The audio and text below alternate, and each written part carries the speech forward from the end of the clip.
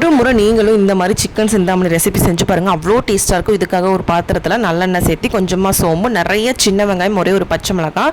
காரத்துக்கு வந்து வேறு எந்த பொடி ஐட்டமும் சேர்த்த போகிறதில்ல, அதனால் வந்து வற்றல் மிளகாய் வந்து தேவையான அளவு சேர்த்திக்கோங்க. நான் ஒரு 12லேருந்து 13 மிளகாய் சேர்த்திருக்கேன். நல்லா விதையெல்லாம் ஊற்றிட்டு 2ஆக கட் பண்ணி சேர்த்திக்கோங்க.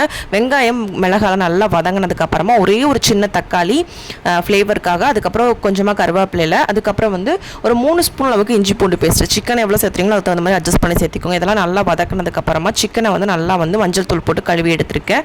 அதையும் இதில் நல்லா சேர்த்து நல்லா மிக்ஸ் பண்ணிக்கோங்க. கொஞ்சமாக கல் உப்பு போட்டு ஒரு 5 நிமிஷம் மூடி போட்டு வைங்க. அதுலேயே தண்ணி விடும். அதுக்கப்புறம் தண்ணி அட்ஜஸ்ட் பண்ணி நீங்கள் ஓப்பன் பண்ணி சேர்த்திக்கலாம். தண்ணி சேர்த்திட்டு ஒரு மூடி போட்டு நல்லா லோ ஃப்ளேமில் வச்சு நல்லா வேக விடுங்க. அந்த தண்ணியெல்லாம் சுண்டி ஒரு செமி கிரேவியாக வரணும். இது நாட்டுக்கோழி செஞ்சிங்கன்னா ரொம்ப சூப்பராக இருக்கும். நல்லா வெந்த அந்த செமி கிரேவியாக வந்ததுக்கப்புறம் மல்லி இலை போட்டு இறக்கி சாதத்தில் போட்டு பிசைஞ்சு சாப்பிட்டிங்கன்னா அவ்வளோ டேஸ்ட்டாக இருக்கும். ட்ரை பண்ணி பாருங்கள். நம்ம சேனலை ஃபர்ஸ்ட் டைம் பார்க்க மறக்காம சப்ஸ்கிரைப் பண்ணுங்கள். தேங்க்ஸ் ஃபார் வாட்சிங்.